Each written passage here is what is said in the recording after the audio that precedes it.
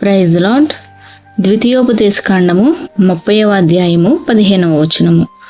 చూడుము, నేడు నేను జీవమును, మేలును, మరణమును, కీడును నీ ఎదుట ఉంచి ఉన్నాను.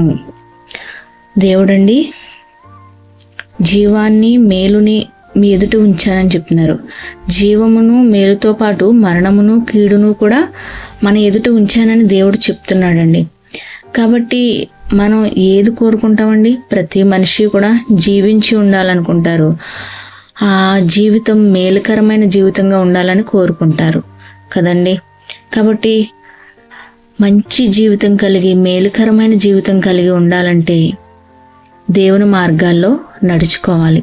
యేసయ్య అంటారు, జీవ మార్గము ఇరుకు మార్గము, నాశనానికి పోవు మార్గము విశాల మార్గము. కాబట్టి ఈ మాటలు వింటున్న బిడ్డలారా, మీరు విశాల మార్గంలోనికి వెళ్ళిపోతారా, లేకపోతే ఇరుకు మార్గమందు ప్రవేశిస్తారా? ఇరుకు మార్గము జీవ మార్గము, దేవుడిచ్చు నిత్య జీవ మార్గము. మరణమనే శాపాన్ని కొట్టివేసి ప్రతి కీడులన్నిటినీ తొలగించేసి నిత్య జీవాన్ని యేసయ్య ఇస్తారు. మేలుకరమైన జీవితాన్ని దేవుడు ఇస్తాడు. కాబట్టి మీరు ఏది కోరుకుంటారు? జీవమును, మేలునే కదండి కోరుకుండేది. కాబట్టి మీరు జీవించి ఉండాలి, మేలుకరమైన జీవితాన్ని పొందుకోవాలి, దేవుడిచ్చు శాశ్వత బహుమానాలు పొందుకోవాలి అంటే దేవుని నీతి మార్గాల్లో నడుచుకోండి. దేవుని యందు భయభక్తులు కలిగి ఉండండి. దేవుని మాట శ్రద్ధగా విని నడుచుకోండి. మీకు ఏ సమస్యలు, ఏ శోధనలు వచ్చినా సాతాను శోధిస్తాడు దేవుని మార్గంలో నడుస్తున్నప్పుడు. కాబట్టి ప్రార్థన చేసుకోండి, మెలకువగా ఉండి ప్రార్థన చేసుకోండి. అపవాది గర్జించు సింహం వల్ల ఎదురు చూస్తున్నాడు.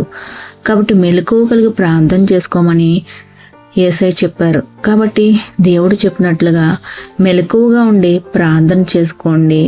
మీ ప్రతి విషయంలోనూ దేవునికి కృతజ్ఞతాస్తుతులు చెల్లించుకుంటూ దేవుని వైపు చూస్తూ ఆయన నీతి మార్గాల్లో నడుచుకోండి. ఈ లోకం వైపు చూడకండి, లోకపు మనుషుల వైపు చూడకండి. మరి ఎదుటివారితో కంపేర్ చేసుకోకండి. మీకున్న స్థితిని బట్టి దేవునికి కృతజ్ఞతాస్తుతులు చెల్లించండి. ఈరోజు మీరు ఆరోగ్యంగా ఉంటే ఆ ఆరోగ్యాన్ని బట్టి దేవునికి కృతజ్ఞతాస్తుతులు చెల్లించుకోండి. దేవుడు మిమ్మల్ని పుట్టినది మొదలుకొని ఇప్పటి వరకు మరి ఎన్నో ఒడిదుడుకులు వచ్చినప్పటికీ మేలుకరంగా నడిపిస్తూ ఆరోగ్యవంతులుగా ఉంచుతూ మరి దేనికి లోటు లేకుండా, అన్న వస్త్రాలకు లోటు లేకుండా, కూడికి గూడికి గుడ్డకి లోటు లేకుండా మిమ్మల్ని నడిపిస్తున్న దేవుణ్ణి బట్టి దేవుని స్తుతించండి. హెచ్చింపులకు పోయి ఎదుటి వారిని చూస్తూ ఐహిక విచారంతోనూ, మనోవేదనతోనూ, మనోదుఖంతోనూ ఉండకుండా దేవుని వైపు చూడండి. దేవుని వైపు చూసినప్పుడు ధైర్యం వస్తుందండి. ఈ లోకం వైపు చూసినప్పుడు బలహీనత ఎదురవుతుంది.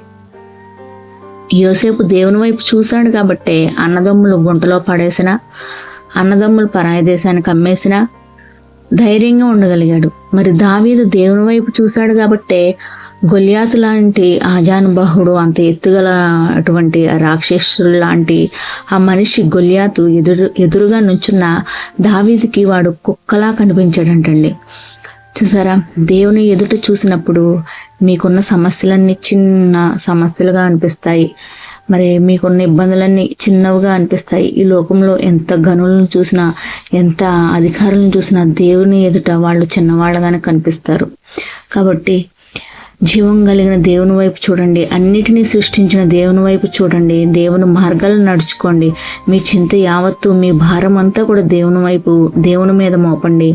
మరి దేవుని దగ్గర ప్రార్థన చేసుకుంటూ, అయ్యా ఎన్ని కష్టాలు వచ్చినా, ఎన్ని శోధనలు వచ్చినా తండ్రి నాయన నీ త్రోవ నుంచి, నీ మార్గాల నుంచి నేను తప్పిపోకుండా, తొట్టిల్లిపోకుండా మీ కృపతో నన్ను నడిపించండి అయ్యా. మీ నీతి మార్గాలు నడిపించండి అయ్యా. నన్ను తప్పిపోనవద్దు, నన్ను తొట్టిల్లిపోనవద్దు, నీ చేతితో గట్టిగా పట్టుకో నాయన అని ప్రార్థించండి. దేవుని స్తుతించండి. మేలుకరమైన జీవితాన్ని దేవుడు మీకు ఇచ్చి నడిపిస్తాడు. ఆమేన్. ఈ మాటలు వింటున్న ప్రతి ఒక్క బిడ్డని దేవుడు దీవించి ఆశీర్వదించి బలపరచునుగాక. ఆమేన్. God bless you.